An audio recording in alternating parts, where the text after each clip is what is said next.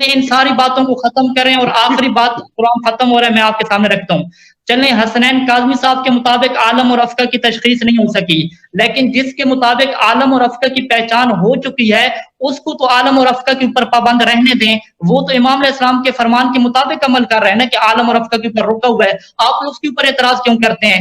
وہ کہتے ہیں مجھے اطمینان ہو گیا کہ سید سیستانی عالم ہے، مجھے اطمینان ہو گیا کہ سید خامنہئی عالم ہے، تو میں اس کے اوپر رکا ہوں، آپ اس کے اوپر اعتراض نہ کریں. ہاں آپ ایک نئی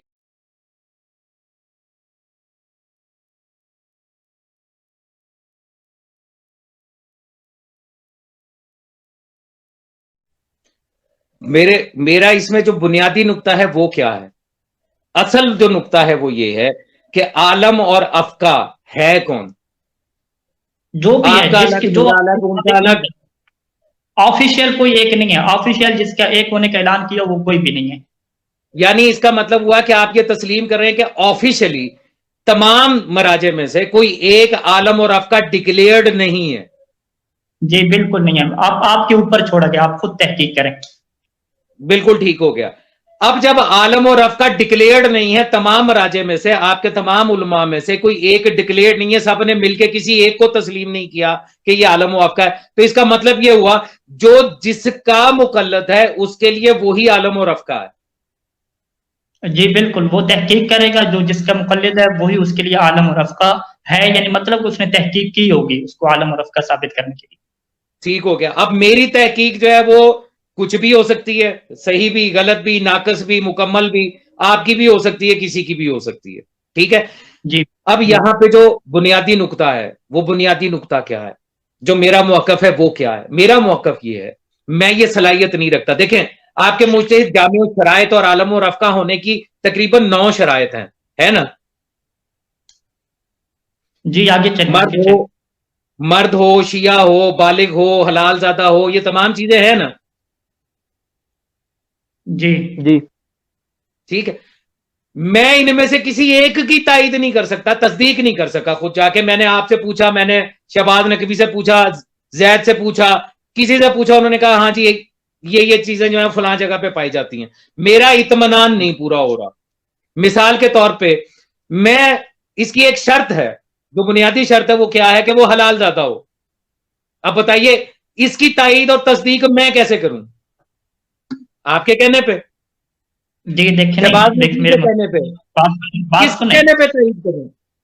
بات سنیے، دوسری آپ اس کی مزید شرط بات ہے عادل. سن لیجیے گا میری بات سن لیجیے گا، پھر آپ بولیے، میں خاموش ہو جی جاؤں گا 5 جی منٹ جی نہیں مکمل بولوں گا. کریں حاشی دوسری صاحب اس کی لکھتے شرط رہیں، ہے آپ ان کے عادل پوائنٹس ہونا. وغیرہ لکھتے رہیں.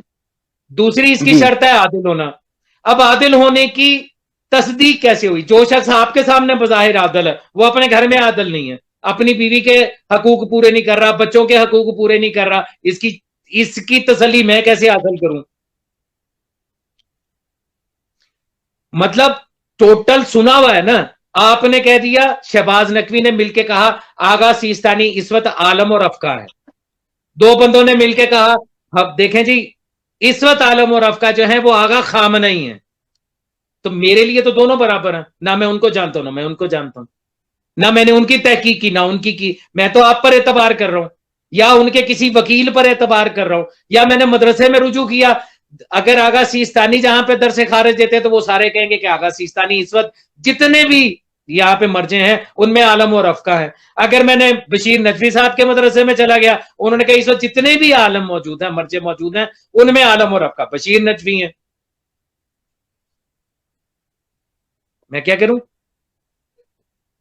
جبکہ آپ کا حکم یہ ہے، آپ کا نظریہ یہ ہے کہ تقلید عالم اور افقہ کی ہونی چاہیے، جسے آپ تقلید اور میں رجوع کہتا ہوں. تو اب مجھے عالم اور افقہ دکھائیے کون ہے؟